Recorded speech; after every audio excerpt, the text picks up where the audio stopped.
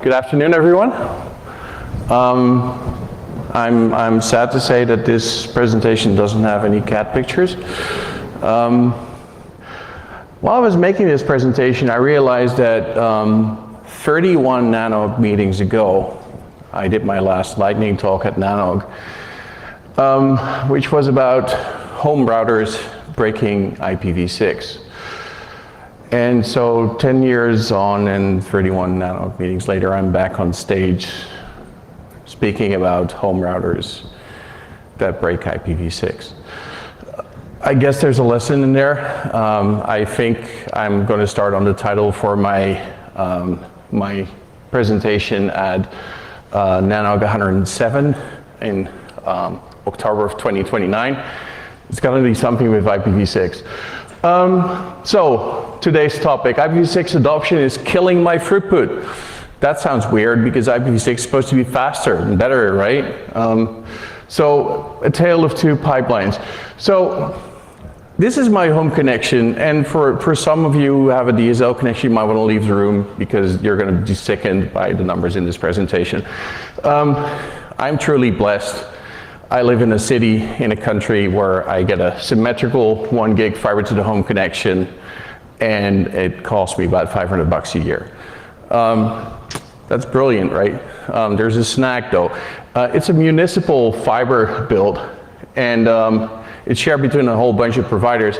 So they have to do some trickery to make sure that the right customer ends up with the right provider. And then typically they use like two different options. One is PPPoE, which is typically done for ISPs that already run like a DSL network in the area.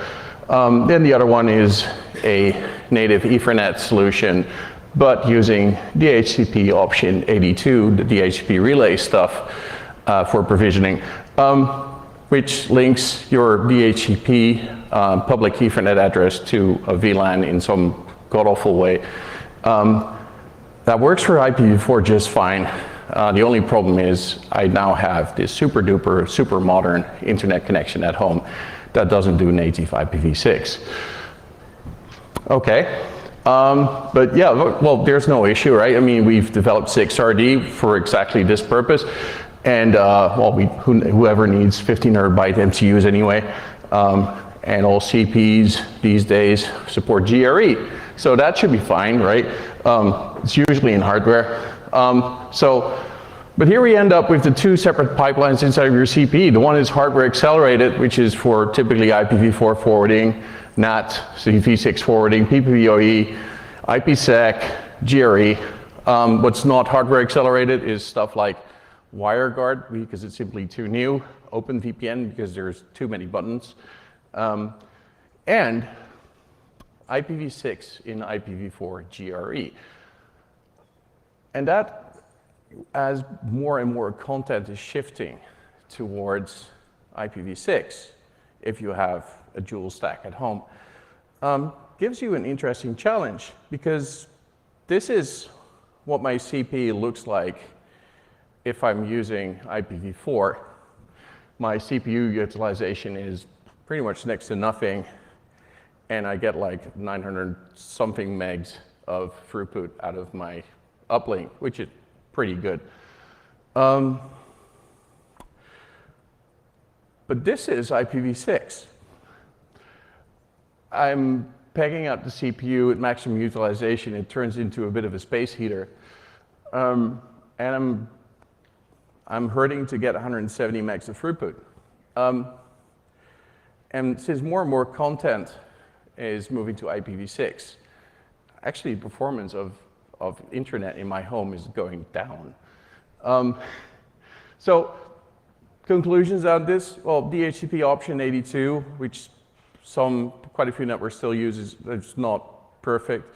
More to the point is the v4, v6 parity in hardware is still not there, and until this is fixed, the more people implement IPv6, the slower my home connection gets.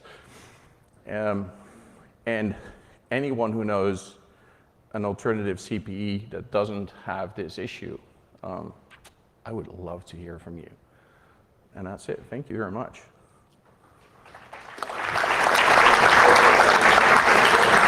Any questions, comments, remarks, tomatoes, rocks? I mean, I know coffee's waiting outside, so it's probably in vain, but.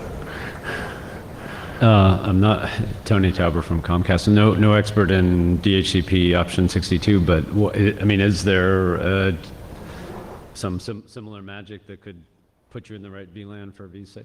No. Has anyone thought about it? I don't know. Well, so I mean, you can go to the IETF and look at DHCP-v6 and all of the mess that's been going on there. DHCP relay has never been thought of or implemented in that, let alone for prefix delegation or what have you. Okay. So it's simply not there. And I mean, the one thing I like to point out is there's no problem for the ISP because their side is all fully hardware accelerated. It's just me as a client that ends up getting worse and worse performance. Anyone else? In that case, I wish you all a good coffee break and thanks for your time.